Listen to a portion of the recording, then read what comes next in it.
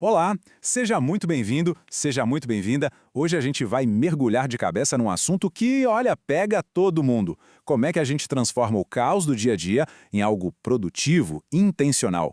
A ideia aqui é a gente descobrir juntos alguns princípios que são simples, mas que têm um poder enorme para organizar a vida e ajudar a gente a focar no que realmente importa. Pensa aí, essa sensação é familiar? Sabe como é? Aquela correria o dia inteiro. Parece que a gente só fica apagando incêndio, resolvendo uma coisa atrás da outra.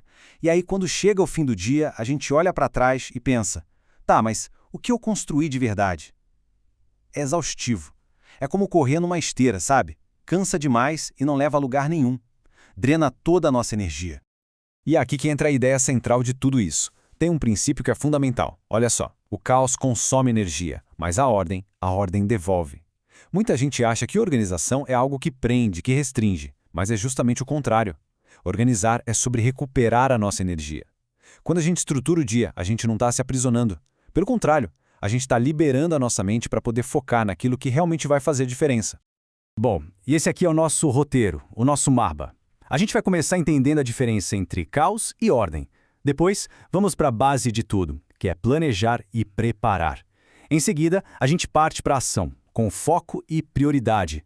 Daí, vamos ver como criar um sistema com hábitos e constância. E, por fim, o grande resultado de tudo isso: mais liberdade e propósito. Então vamos lá, começando pela base.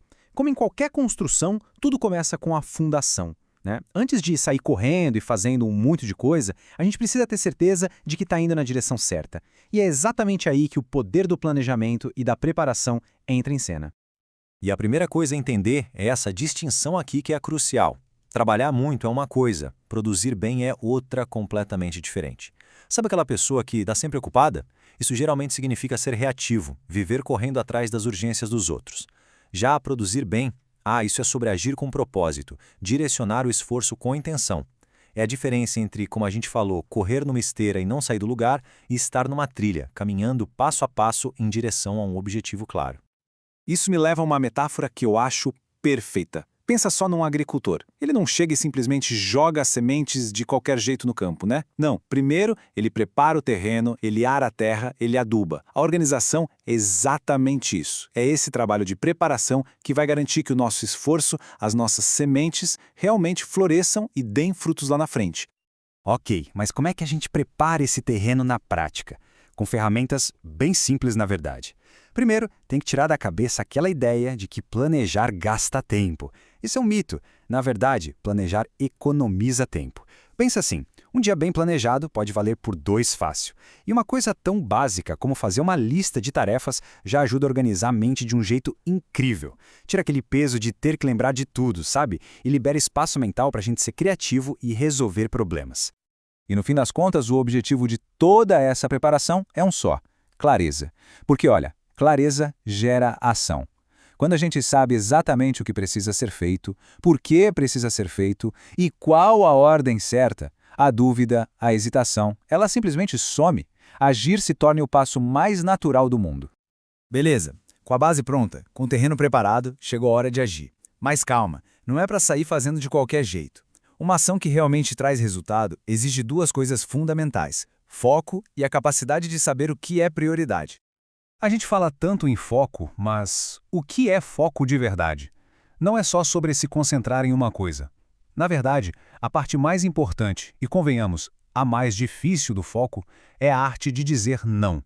Dizer não para tudo aquilo que é desnecessário e que fica tentando roubar a nossa atenção o tempo todo. E essa ideia se resume nesta frase: priorize o essencial, elimine o resto. Pensa nela como um filtro. Quando a gente olha para uma lista de tarefas gigantesca, a pergunta a se fazer não é o que eu consigo fazer de tudo isso, e sim o que aqui é realmente essencial. Depois que a gente identifica isso, todo o resto vira secundário. Ou, muitas vezes, nem precisa ser feito. E olha, quando a gente aprende a fazer isso, a priorizar o que é essencial, uma mudança de chave acontece. É incrível. A gente para de viver naquele modo de urgência, sabe? Apagando incêndio o dia todo. E começa a agir com mais propósito, focando naquilo que, de fato, vai nos levar para mais perto dos nossos grandes objetivos. Qual o resultado prático disso tudo? Simples. Cada minuto conta muito mais. O tempo parece que se expande, fica mais valioso. Com foco de verdade, 30 minutinhos podem render mais do que 3 horas de trabalho todo picado, cheio de distração. Cada minuto que a gente investe com intenção gera um retorno gigante. Certo. A gente já planejou, já agiu com foco, mas ações isoladas, por melhores que sejam, não constroem nada a longo prazo. Para isso, a gente precisa de algo mais forte, mais robusto. A gente precisa de um sistema. E um sistema se constrói com duas coisas: hábitos e constância. E o alicerce desse sistema é a disciplina. Mas calma, disciplina não é sobre ser rígido ou se punir. É sobre ter um compromisso com aquilo que a gente definiu como importante. É fazer o que precisa ser feito mesmo naquele dia em que a motivação, foi passear. É a disciplina que transforma uma boa intenção em algo real, concreto.